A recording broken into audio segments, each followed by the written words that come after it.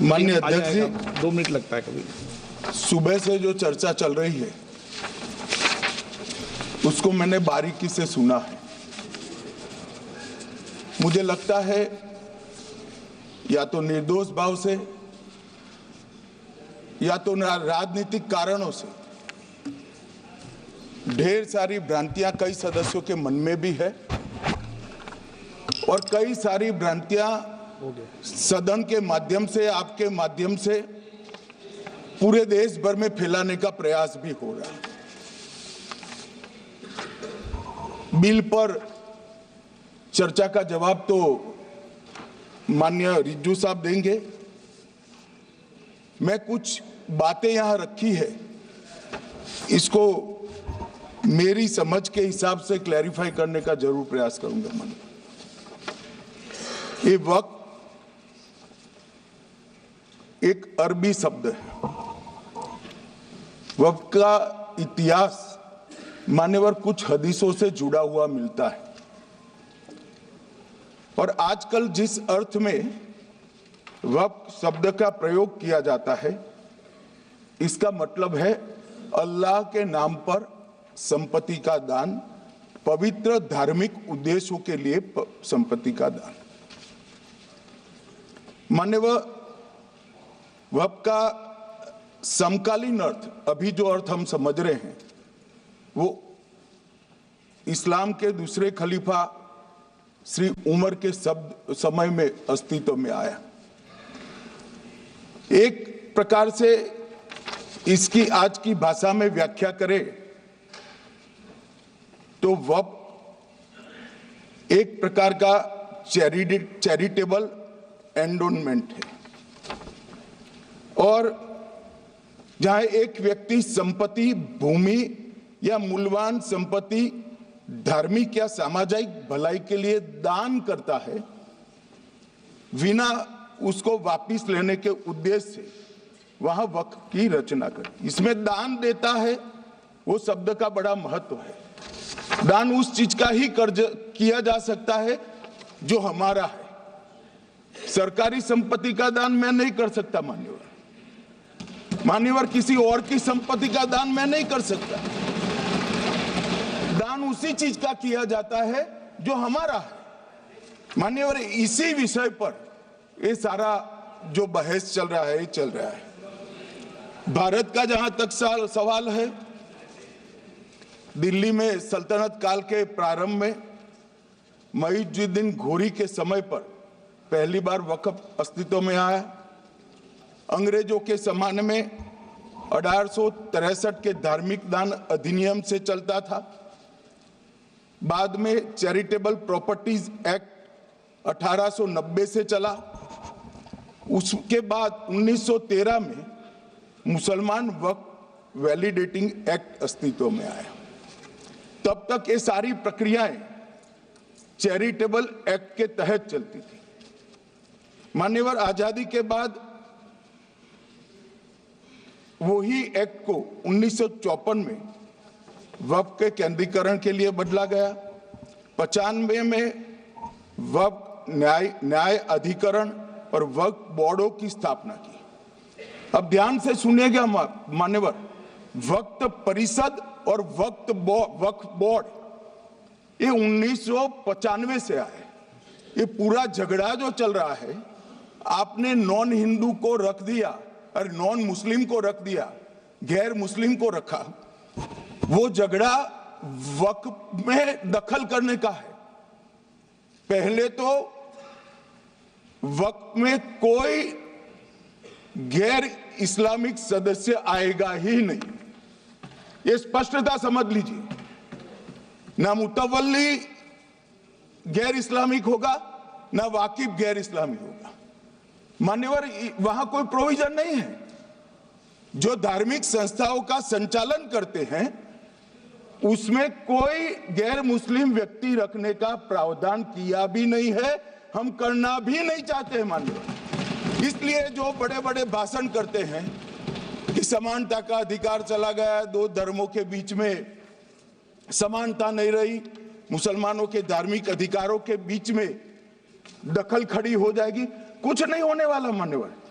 इस दृष्टि से देखें तो 1995 तक वक्फ की काउंसिल और वक्फ बोर्ड था ही नहीं, वो तो 95 से आया।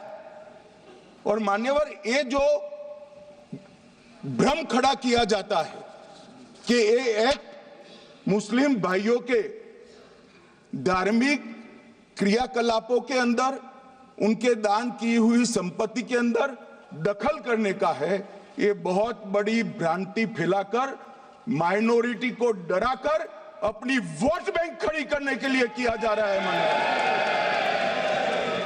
मान्यवर, कहां पर गैर मुस्लिम सदस्य रखे जाएंगे?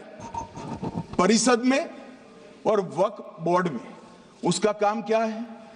उनका काम धार्मिक क्रियाकलापों को कुछ चलाने का नहीं है।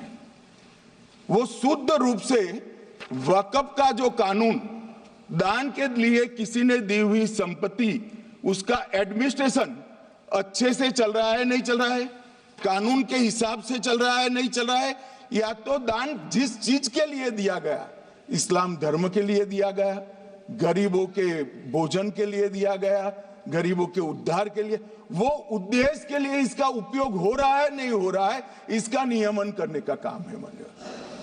अब मैं इसको मान्यवर बाकी सारे धर्मों के साथ कंपैरिजन करते हैं और कहते हैं दखल किया है।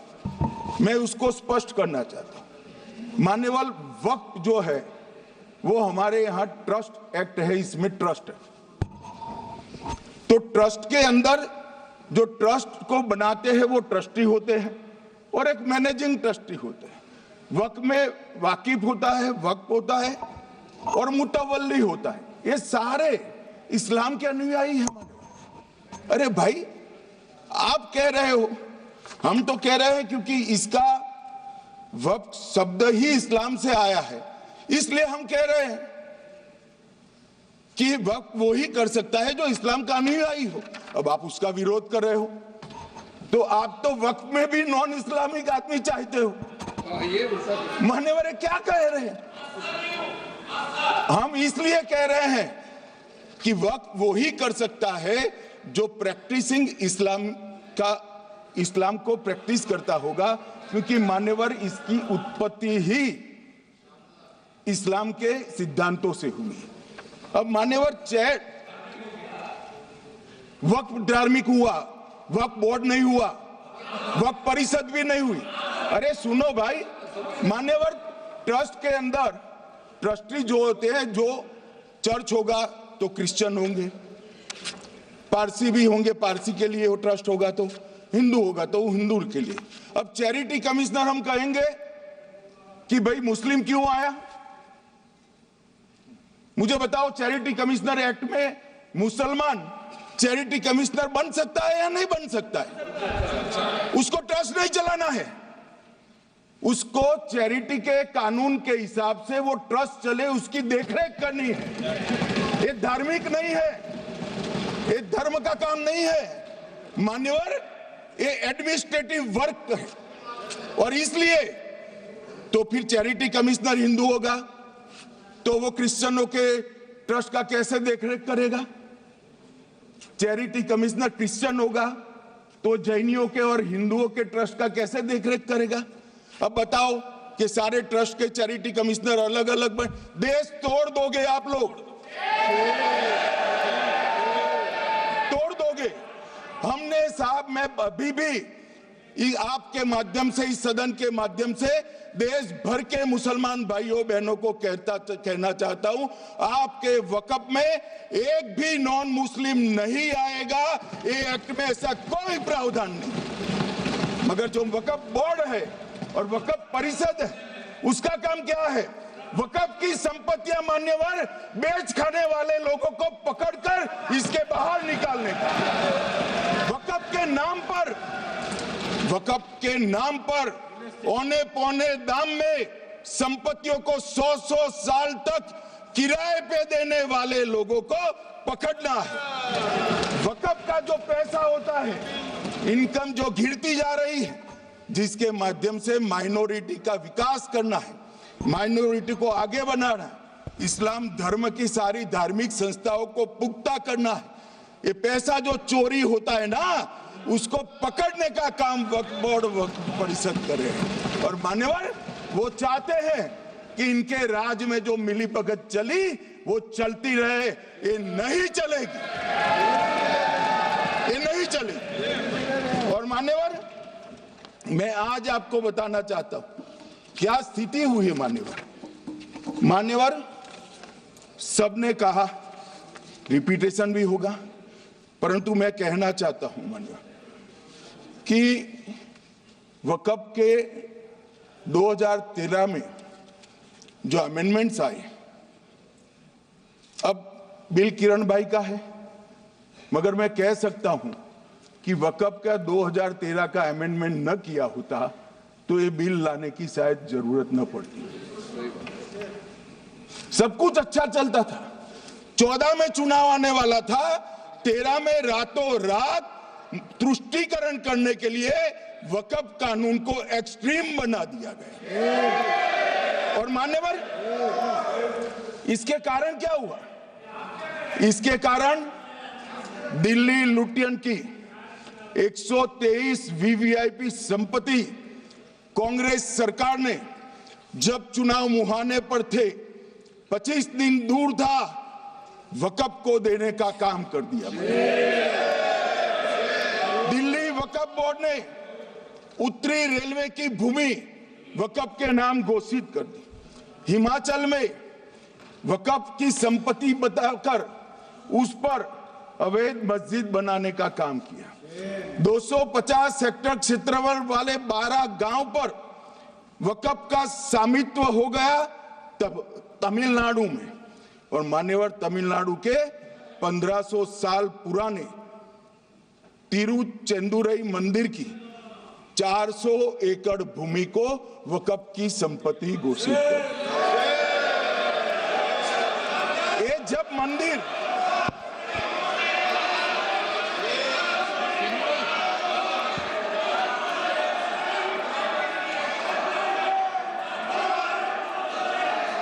मौका मिले अपनी बात कह देना, प्लीज बैठिए। मान्यवर, कर्नाटक की आपको मौका मिले अपनी बात कह देना, आप भी बहुत मिसलीड करते हैं। बैठिए गृह मंत्री जी। मान्यवर, कर्नाटक की मणिपट्टी समिति का रिपोर्ट में पढ़ रहा हूं, इसमें मेरा कुछ नहीं है, खड़े मत हो जाना।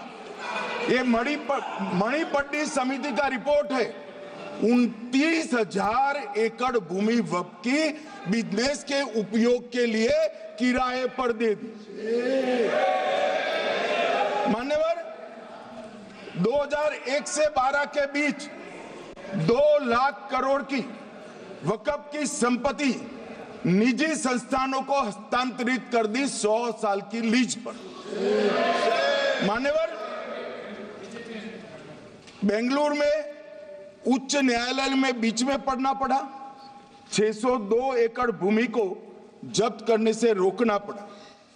विजयपुर कर्नाटक के होनवाड़ गांव की 1500 एकड़ भूमि पर दावा कर उसको विवाद में डाला और 500 करोड़ की संपत्ति जिस भूमि का मूल्य है वहां 5 स्टार होटल को महीने 12,000 रुपए के किराए से दे दी। अब मान्यवर ये कहते हैं कि इसका हिसाब किताब न करो, इसकी देखरेख न करो। भाई, ये पैसा जो है देश के गरीब मुसलमान का है, ये धन्ना सोटों की चोरी के लिए नहीं, ये इसको रोकने के लिए। और इनके जो ठेकेदार बैठे हैं मान्यवर, ये यहाँ गरज गरज कर बोलते हैं, खुद को समझे बगैर बोलते हैं, कुछ समझ कर बोलते हैं। उनको लगता है कि इससे हम जीत जाएंगे। मान्यवर, कर्नाटक में दत्तापीठ के मंदिर पर क्लेम किया, तालीपरंबा 75 साल पुराने एक दावे के आधार पर 600 एकड़ जमीन का दावा किया और ईसाई समुदाय की भी ढेर सारी जमीनों पर कब्जा कर लिया गया। मान्यवर, आज देश के कई गणमान्य चर्च और चर्च के समूह वक्फ बिल का समर्थन कर रहे हैं। उनको लगता है कि इसका विरोध कर हम मुस्लिम भाइयों की सिंपैथी जीतकर अपनी वोट बैंक पक्का करेंगे, उसमें कोई फायदा नहीं होगा अखिलेश। इसलिए कि 4 साल में मुस्लिम भाइयों को मालूम पड़ जाएगा कि कानून तो उनके फायदे में है। और इसके साथ ये दक्षिण के सारे जो सांसद बोल रहे हैं, अपनी अपनी कॉन्स्टिट्यूएंसी में सारे चर्च को मान्यवर नाराज कर रहे हैं, उनको पता नहीं, सारे चर्च को नाराज कर रहे हैं। सारे चर्च ने रिजोल्व किया है कि हम खिलाफ इसका हम समर्थन करते हैं। मान्यवर, तेलंगाना में 66,000 करोड़ की 1700 एकड़ जमीन पर दावा कर दिया। असम में मोरीगांव जिले की 134 एकड़ भूमि पर दावा हुआ। बिहार का मैं लालू जी के कोर्ट के साथ बाद में बताता हूं। गुरुद्वारा से संबंधित हरियाणा की 14 मरला भूमि को वक्फ को सौंप दिया। और मान्यवर, प्रयागराज में चंद्रशेखर आजाद पार्क को भी वक्फ घोषित किया। और मान्यवर, महाराष्ट्र के वडानगे गांव में महादेव की मंदिर पर दावा किया। और बीड में कंकलेश्वर मंदिर की 12 एकड़ जमीन वक्फ बोर्ड ने जबरन ले ली। मान्यवर, ये सब जब जो चल रहा है, इसमें आज भी मैं स्पष्ट करना चाहता हूं, वक्फ जो कि मुस्लिम भाइयों की धार्मिक क्रियाकलाप और उनके बनाए हुए दान से ट्रस्ट है, उसमें सरकार कोई दखल करना नहीं चाहती है। मुतवल्ली भी उनका होगा, वाकिफ भी उनका होगा, वक्फ भी उनका होगा। परंतु वक्फ की संपत्ति, इसका रख रखाव ठीक से हो रहा है नहीं। वक्फ का संचालन कानून के हिसाब से हो रहा है, निजी उपयोग के हिसाब से। सैकड़ों साल पहले किसी बादशाह ने दान किया, हमारी भाषा में कहो तो धर्मादा किया। अब इसकी संपत्ति को आप 12,000 रुपये में 5 सितारा होटल बनाने के लिए दे देते हो, ये उचित है क्या भाई? वो पैसा गरीब मुसलमान के कल्याण के लिए करिए, तलाकशुदा महिलाओं के कल्याण के लिए करिए, जो अनाथ बच्चे हैं उसके कल्याण के लिए करिए। मानिए, और ये करने की जगह बेरोजगार मुसलमान युवाओं के लिए स्किलिंग का काम करिए। लाखों करोड़ों रुपए की भूमि मान्यवर, और इनकम 126 करोड़ रुपया। रेलवे की जितनी जमीन है, जिसमें हजारों करोड़ लाखों करोड़ का रेलवे का कारोबार चलता है, इतनी भूमि वक्फ के पास है और इनकम 126 करोड़ रुपए। मान्यवर कहते हैं कि इनकम का क्या उद्देश्य है?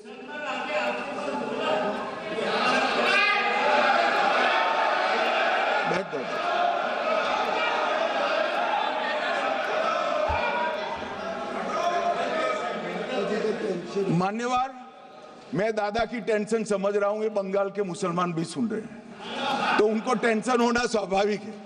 मान्यवर, लालू प्रसाद जी, आज आरजेडी के सारे सदस्य बोले, जब 2013 का अमेंडमेंट आया, मैं लालू जी का तो पूरा पढ़ना चाहता हूं, बाकी सदस्यों का सिर्फ टोकन पढ़ूंगा। लालू जी ने क्या कहा?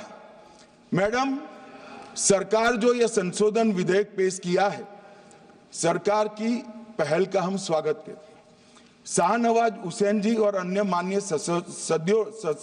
सदस्यों ने अपनी बातों को यहां रखा, मैं उसका समर्थन करता हूं। आप देखिए, सारी जमीनें हड़प ली गई है, चाहे सरकारी हो या गैर सरकारी।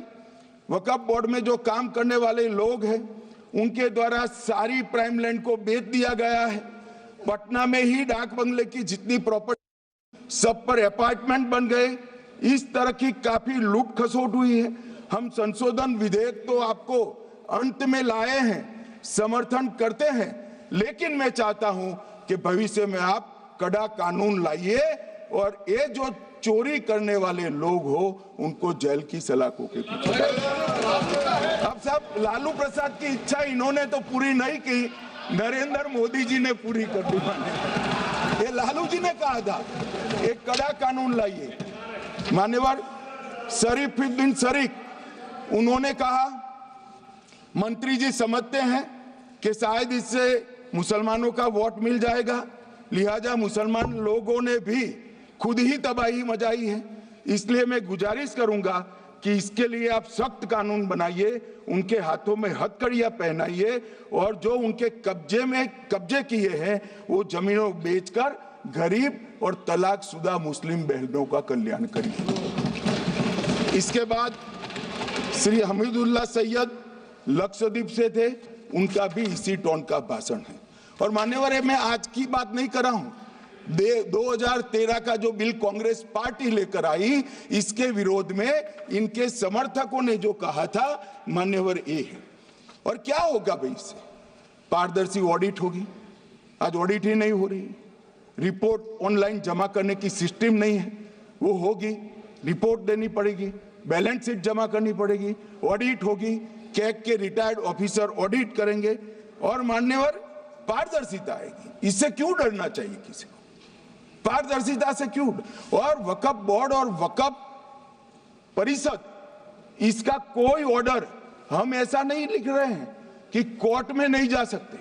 आपने तो कर दिया था कि एक ऑर्डर को कोई कोर्ट में चैलेंज ही नहीं कर सकता, पूरा संविधान वहां समाप्त कर दिया मान्यवर। और मान्यवर, हम तो इसको कहते हैं कि कोई भी चैलेंज कर सकता है कायदे की अदालत में। इस देश में संविधान का राज है, ग्रीवेंसेस जिसका भी हो कोर्ट में जा सकता है। 2013 में जिसकी भूमि हड़पी, इसके ग्रीवेंसेस को भी कोर्ट के फोरम से बाहर करने का पाप एक कांग्रेस पार्टी ने किया। मान्यवर, एक अफवाह और फैला रहे, रिट्रोस्पेक्टिव इफेक्ट से आ रहा है। मैं स्पष्ट कर देना चाहता हूं, इस सदन में बोलने के वक्त जिम्मेदारी के साथ बोलना चाहिए। अगर ये कानून का पहला पेज और तीसरी तक धाराएं भी पढ़ी होती तो इसमें स्पष्ट लिखा है, ये कानून का अमल जिस दिन पारित होने के बाद भारत सरकार नोटिफिकेशन बाहर निकालेगी, उस दिन के बाद होगा। मतलब रिट्रोस्पेक्टिव इफेक्ट नहीं है, मगर मुस्लिम भाइयों को डराया जा रहा है कि रिट्रोस्पेक्टिव इफेक्ट से आएगा। मान्यवर, ये कह रहे हैं कलेक्टर क्यों रखा है? मुझे एक बात बताओ भाई, जो बता सकते हैं, अगर किसी मंदिर के लिए जमीन खरीदनी है तो जमीन की मालिकी किसकी है वो हमारे देश में कौन तय करता है? सबको मालूम है, कलेक्टर करता है सर, रेवेन्यू ऑफिसर वही है। तो अगर वक्फ की भूमि जो वक्फ कर रहा है उसकी है या नहीं है, इसकी जांच कलेक्टर करे तो इसमें आपत्ति क्या है? वक्फ तो दान है भाई, और दान अपनी संपत्ति का किया जा सकता है, किसी और की संपत्ति का नहीं किया जा सकता। गांव में कोई बेचारा अमेरिका गया है 4 महीने पढ़ने के लिए, घूमने के लिए आता है तो कि वक्फ घोषित हो गया। कोई कारोबार करने के लिए दिल्ली आता है तो कि वक्फ घोषित हो गया। अरे ऐसा नहीं होता भाई, कलेक्टर को पूछना पड़ेगा सरकारी संपत्ति है या नहीं है, इसकी जांच करनी चाहिए या नहीं करनी चाहिए। ढेर सारे मंदिर बनते हैं, बने भी है, बनेंगे भी, ढेर सारे चर्च बने हैं, गुरुद्वारे बने हैं, सरकारी संपत्ति पर बन सकते हैं क्या? नहीं बन सकते मान्यवर। जहां वक्फ की घोषणा होती है वो भूमि सरकारी है या नहीं है वो सत्यापित करना ही चाहिए, और कलेक्टर के अलावे इसको कोई सत्यापित नहीं। मान्यवर,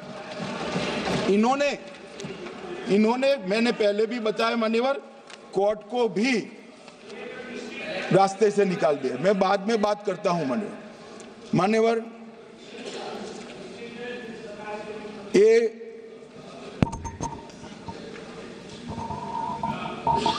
मान्यवर एक उपयोग के आधार पर वक्त की समाप्त। मान्यवर ये कह रहे हैं कि सैकड़ों सालों से वहां प्रैक्टिस है। अब वो तो वक्फ रजिस्टर हो गया, आपने घोषित कर दिया, वक्फ में रजिस्टर भी हो गया, अब इसका सवाल नहीं है। मगर सैकड़ों साल की प्रैक्टिस, मुगलों के समय की प्रैक्टिस आज घोषित की जा सकती है क्या? अगर वहां नमाज पढ़ रहे हैं तो लोग देखते होंगे, कब्रिस्तान होगा लोग देखते होंगे, दरगाह होगी तो लोग देखते होंगे, और घोषित भी हो चुका होगा, रजिस्टर भी हो चुका होगा। अब अगर आप वक्फ घोषित करना है तो उसको ऐसे नहीं कर सकते मान्यवर, अधिकृत करना चाहिए। मान्यवर, जो दूसरा सुधार लेकर आए किरण जी, वो ही है कि धारा 36 में वक्फ संपत्तियों को बिना किसी स्पष्ट प्रक्रिया से, मालिकी की प्रक्रिया से पंजीकृत नहीं किया जा सकता। मान्यवर, अपील का प्रावधान वर्तमान में अधिनियम में ट्रिब्यूनल के निर्णय के खिलाफ अपील करने का कोई प्रावधान नहीं है। ये दृष्टिभ्रम खड़ा कर रहे थे गोगाई जी कि हाईकोर्ट में जा सकते। हाईकोर्ट में सिविल सूट नहीं जा सकता, रीट के अधिकारों का उपयोग कर हाईकोर्ट में जा सकते हैं। सिविल सूट में ज्यादा प्रोटेक्शन मिलता है मूल मालिक को। आपने सिविल सूट को खत्म कर दिया था। रीट के जुडिक्शन बहुत सीमित है, हम सब जानते हैं कि ये सीमित कर दिया गया था, आप भी जानते हो, मगर आपको वोट बैंक चाहिए। मान्यवर, ये हमारा स्पष्ट सिद्धांत है भारतीय जनता पार्टी की, मोदी सरकार का, कि वोट बैंक के लिए हम कोई कानून नहीं लाए। कानून न्याय के लिए होता है, कानून लोगों के कल्याण के लिए होता है। इन्होंने कहा कैसे कैसे कानून आए हैं, मैं बता देता हूं सब। अभी कांग्रेस के महासचिव और माननीय सदस्य कह रहे थे क्या कानून आ रहे हैं, सब किस प्रकार के कानून आ रहे हैं। मान्यवर, इसी सदन में नरेंद्र मोदी सरकार ही महिलाओं को 33% आरक्षण का कानून लाई। इसी सरकार में पिछड़ों को संवैधानिक अधिकार दिया गया। मान्यवर, इसी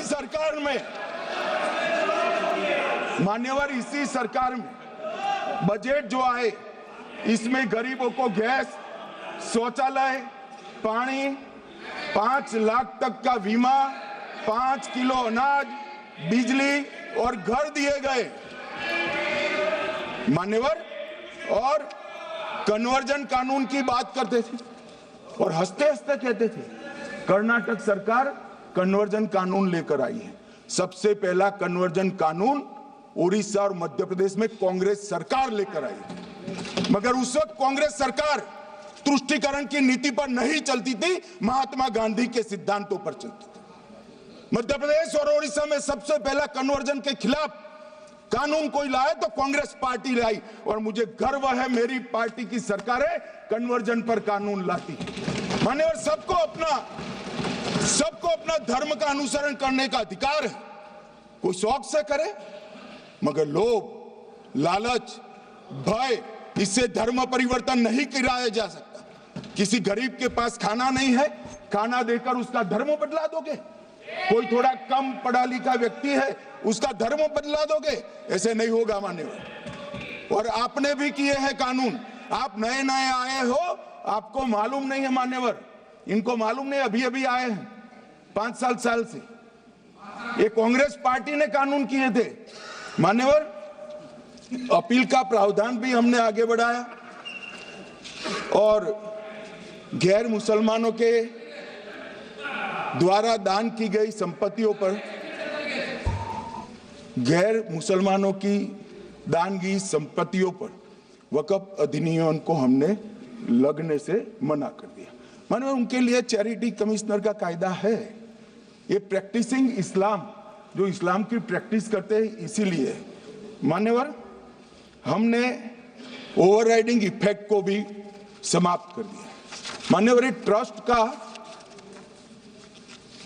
नियमन करने का जो कानून होता है, जैसे चैरिटी कमिश्नर के कानून में कोई ओवरराइडिंग इफेक्ट नहीं है।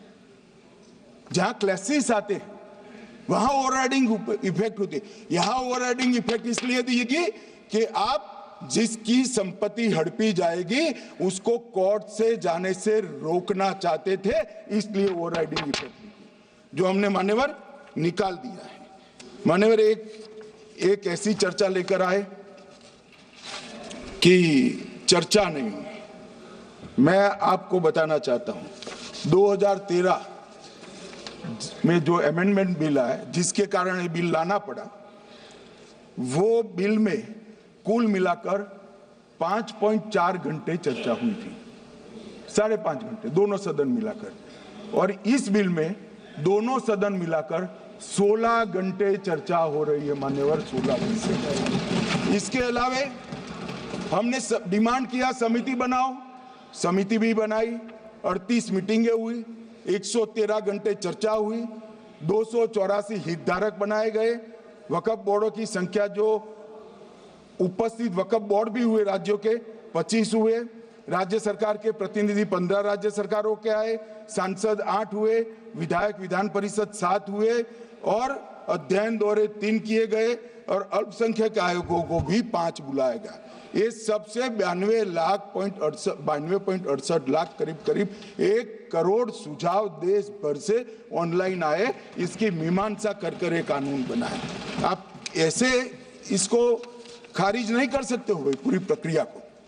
आप जो कर रहे हैं 5.5 घंटे की प्रक्रिया, ये बहुत लोकतांत्रिक प्रक्रिया है और हम 16 घंटे चर्चा करते हैं कि चर्चा आपके अनुरूप चर्चा नहीं हो सकती। ये सदन में हर सदस्य बोलने के लिए स्वतंत्र है, कोई परिवार की यहां चलती नहीं है। ये तो जनता के नुमाइंदे हैं, किसी की कृपा से नहीं आए हैं। मान्यवर, जो दिल में है, जो जनता की आवाज है वो रखेंगे। मान्यवर, एक सदस्य द्वारा कहा गया कि ये मिसलीडिंग है कि पुराने कानून में 2013 के जो अमेंडमेंट्स थे उसमें अपील का प्रोविजन था। अब मैं कहना चाहता हूं 83(9) उसमें अधिकरण द्वारा किए गए किसी भी विनिश्चय का आदेश विरुद्ध, चाहे वो अंतरिम हो या फाइनल, इस पर अपील नहीं हो सकती। इसका मतलब अपील का प्रोविजन आपने रखा ही नहीं था। सिविल न्यायालय, राजस्व कोर्ट और अन्य प्राधिकरण, उसके अधिकार क्षेत्र पर भी प्रतिबंध लगा दिएगा। और सरकारी अधिसूचना जो बाद में वक्फ बोर्ड और वक्फ परिषद के एडवाइस से होगी, इसको भी कोई चुनौती नहीं दे सकता। मान्यवर, मुझे ये बताओ कि अभी अभी फैशन है संविधान लहराने की। ये संविधान के हिसाब से सरकार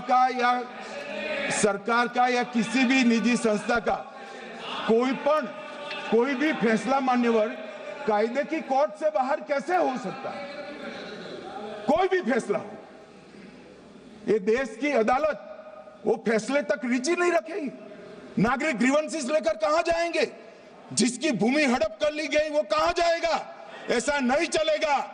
आपकी वोट बैंक के लिए आपने किया था, हम खारिज कर रहे हैं, हम खारिज कर रहे हैं।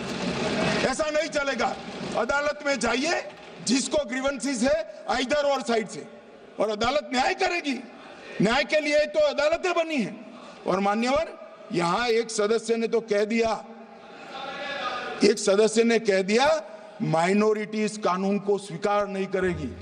क्या धमकाना चाहते हो भाई? संसद का कानून है, सबको स्वीकार करना पड़ेगा। स्वीकार नहीं करेंगे मतलब क्या है? कैसे बोल सकते हैं कोई? हम कानून को स्वीकार नहीं करेंगे। ये कानून भारत सरकार का है, हर एक पर बंधन करता होगा और इसको स्वीकार करना पड़ेगा। मान्यवर, ये हमने तो खैर वक्फ को छेड़खानी नहीं की। वक्फ बोर्ड और वक्फ परिषद के अंदर बदलाव किया है, मगर वक्फ के लिए भी क्या क्या जजमेंट आए। सैयद फजल पुकोया थंगल बनाम भारत संघ 10/11/28 को केरल उच्च न्यायालय ने उन्होंने कहा वक्फ बोर्ड एक स्टैट्यूटरी बॉडी है, यह मुस्लिम समुदाय का प्रतिनिधि निकाय नहीं है। इसका फंक्शनिंग मान्यवर एडमिनिस्ट्रेटिव है। धार्मिक क्रियाकलापों को तो वक्फ ने करना है, चाहे कब्रिस्तान हो, चाहे दरगाह हो, चाहे मस्जिद हो, चाहे चैरिटी का काम, वो वक्फ बोर्ड को नहीं करना है भाई। ये केरल हाईकोर्ट ने किया। इलाहाबाद हाईकोर्ट ने भी, उसने तो मुतवल्ली तक भी कहा है अगर हम मुतवल्ली तो जो धर्म का है वही रखेंगे।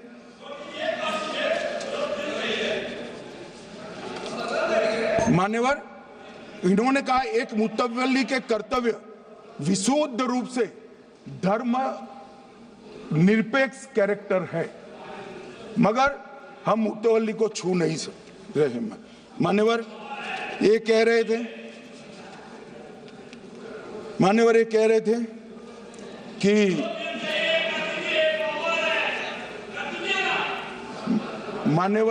थे कि कोई गड़बड़ियां नहीं हुई। मान्यवर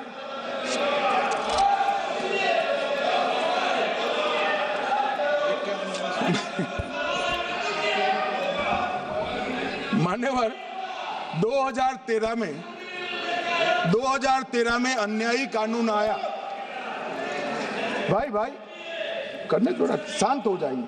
ये 26 के कारण डरे हुए हैं और कुछ कारण नहीं। चुनाव जो है ना अक्टूबर में, 25 में जो चुनाव है इसके कारण डरे। मान्यवर भाई बैठ जाओ।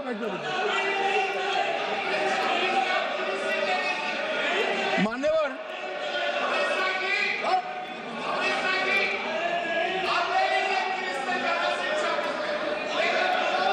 बैठ जाओ। बंगाल में आकर कहूंगा ये राजनीतिक हिसाब किताब का अखाड़ा नहीं है। छाती पर ठोक कर कहूंगा, ज्यादा सिखाएंगे।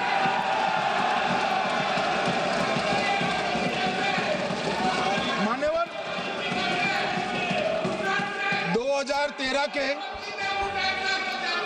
अरे बैठ जाओ वकील साहब बैठ जाइए। मान्यवर 2013 में वो भी रिपीट होने वाले हैं। मान्यवर 2013 में बैठ जाओ। मान्यवर 1913 से लेकर 2013 तक 1913 से 2013 तक वक्फ बोर्ड का कुल एकड़ में भूमि सब वक्फ का मिलाकर 18 लाख एकड़ था। मेरी विनंती है सभी सदस्य इसको ध्यान से सुनिए। 1913 से 2013 तक 18 लाख एकड़ और 13 से 25 तक एक कानून बनने का परिणाम क्या आया, और नई 21 लाख एकड़ भूमि बढ़ गई।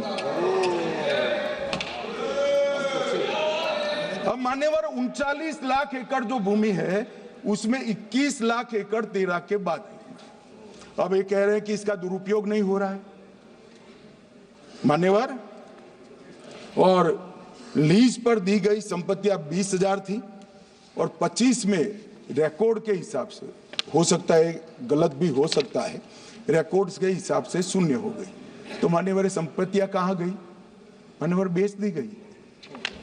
किसकी संपत्ति से, किसकी परमिशन से बेचा?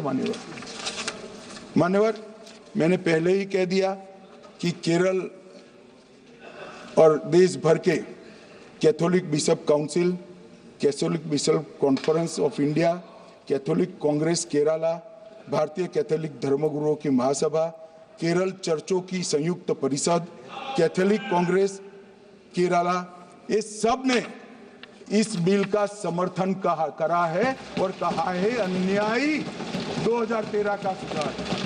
हम अकेले नहीं कह रहे मान्यवर। और मान्यवर इसी एक्ट में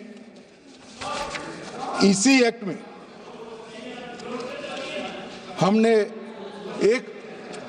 एक बात कही कि जो योगदान था वक्फ बोर्ड का वो 7% से घटाकर 5% कर दिया। मान्यवर अब ये जो कह रहे हैं ये मुसलमान भाइयों के हित में कह रहे हैं, जिसका विरोध कर रहे हैं, या अहित में? अगर 7 से 5% हमने कम किया तो ये कहां जाएगा? वो वक्फ में रहेगा। वक्फ बोर्ड का कम किया है। जो मस्जिद चल रही है उसको हमने 2% बढ़ाया है। ये उल्टा समझ रहे हैं? मान्यवर, ये बिल जमीनों की सुरक्षा प्रदान करेगी। मान्यवर, किसी की जमीन अब घोषणा मात्र से वक़्फ नहीं बनेगी, उसको प्रोटेक्शन। मान्यवर, पुरातत्व विभाग और एएसआई की जमीन को हम सुरक्षा देंगे। आदिवासी भाइयों की शेड्यूल 5 और शेड्यूल 6 की जो जमीन है वो सुरक्षित हो जाएगी। निजी संपत्ति जो आम नागरिकों की है वो भी सुरक्षित हो जाएगी। और वक़्फ करने के लिए स्वामित्व को दान तो साहब अपनी संपत्ति का ही कर सकते हैं, गांव की संपत्ति का दान नहीं कर सकते। तो वक़्फ निजी संपत्ति से ही स्वामित्व के बगैर नहीं हो पाएगा। इसमें पारदर्शिता लाने के लिए सूचना की प्रक्रिया को दाखिल किया गया है। वक़्फ बोर्ड की वक़्फ की जो संपत्ति घोषित करने की अधिकार थे उसको समाप्त कर दिए, कलेक्टर से सर्टिफाइड कराना पड़ेगा और नए वक़्फ पारदर्शी तरीके से पंजीकृत भी करने पड़ेंगे। रजिस्ट्रेशन के बगैर कोई संस्था नहीं चल सकती। ये सालों से जातिवाद और तुष्टीकरण इसके आधार पर काम करते हुए आए हैं और जातिवाद और तुष्टीकरण की राजनीति कर अपने परिवार की पॉलिटिक्स को आगे बढ़ाए हैं। मगर 2014 से मान्यवर जातिवाद, तुष्टीकरण और परिवारवाद को एक साथ नरेंद्र मोदी ने समाप्त कर विकास की राजनीति इस देश में प्रस्तावित की। पॉलिटिक्स ऑफ परफॉर्मेंस, परफॉर्म करिए और चुनकर आइए। 3 टर्म मोदी जी को चुना है और 3 टर्म भारतीय जनता पार्टी की सरकार रहने वाली है। मेरी बात लिख कर मान्यवर, अंत में मैं किरण जी को बहुत बहुत बधाई देना चाहता हूं कि बहुत अभ्यास कर सारे दूषणों को निकालकर वक्फ कानून को शुद्ध, पारदर्शी और उद्देश्यों को समर्पित बनाने का काम रिज्जू साहब लेकर आए हैं। मैं इसका समर्थन करता हूं।